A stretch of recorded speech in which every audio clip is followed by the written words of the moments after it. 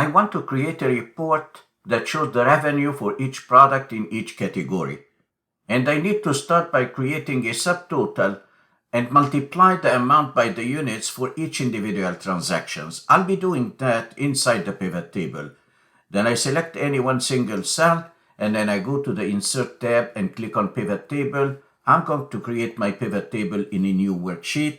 I start by dragging the category to the rows, and I drag the product to the rows below the category. I'll be dragging the amount multiple times because I'll be creating multiple calculations. And now I want to change the formatting. I select a single cell, I right-click, number format, and I'll be selecting accounting, one single decimal place, and I will repeat for the second calculation.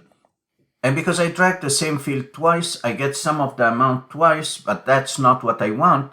What if I want to change the aggregate function from sum to anything else, like max, min, average? All what you need to do is to right-click on one single cell, and then from the right-click menu, summarize values by, and you hover over the sub-menu and select a different function. Let it be average. You can select max or min. When I select average, then everything recalculates automatically, and that's how easy it is to change the summary function in a pivot table. You can perform much more advanced calculations, by the way.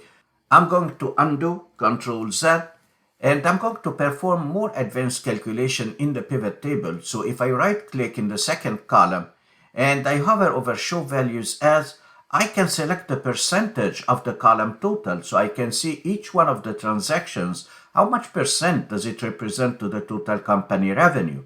You can also create a ranking for each product. So if I right-click and then I hover over Show Values As, and this time I want to rank from largest to smallest, it asks me what's the base field, it's the product, I hit OK, and automatically I can get a ranking. In the coaching category, Power BI is returning the highest revenue, while in the training, Power Query is number 1 and it's returning the largest revenue. Still, we didn't calculate the revenue. I'm going to do that inside the pivot table, so I'm going to drag out the sum of the amount, and I want to create a new field which multiplies the amount by the units. To do that, on the Pivot Table Analyze tab, I click on the down arrow for Field Items and Sets, and I select Calculated Field. In the Insert Calculated Field dialog box, I give a name, let's say Revenue, and for the formula, I will multiply the amount by the units.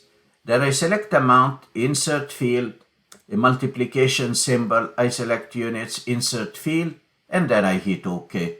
Not only I created a new field named Revenue, it has been automatically added to my pivot table. In the next module, I talk about filtering in pivot tables.